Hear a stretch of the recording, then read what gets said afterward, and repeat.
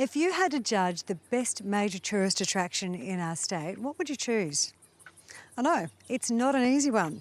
And the thing is, there is one location that has won this prestigious award twice in recent years. What is it? Where is it? And whose idea was it? Well, I'm glad you asked.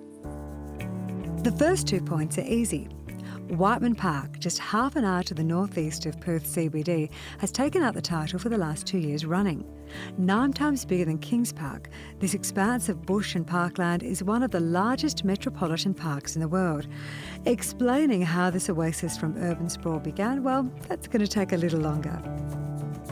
The park is open 365 days of the year, which is lucky because there are a lot of options out here, from relaxing to nature walks, splashing around in the water playground, and the chance to get in touch with the state's history, either at the Craft Village, Find, or one of the several museums. And other man-made treasures can be found in the Children's Forest. Wouldn't you like to explore in here?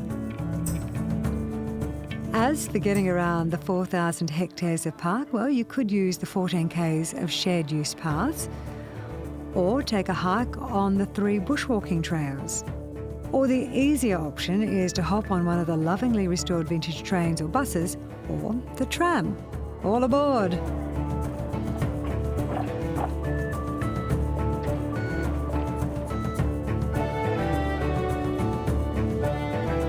Steve Lowe is the manager of the park, and I've pried him out of the Whiteman Park Command Centre today to share a little bit of the history of this park with us, which began with the generosity of the late Lou Whiteman. So, Steve, the park started quite modestly back in 1963, didn't it? Certainly did. There were a number of landowners in the area who had land holdings in the area, and they grazed cattle and other grazing animals in the area, Lou Whiteman being one of those. Lou then went on to develop Muscle Pool, and Muscle Pool was really developed for his family and friends to come and swim in, the beach being too far to travel back then. So how did all this area fall under government control?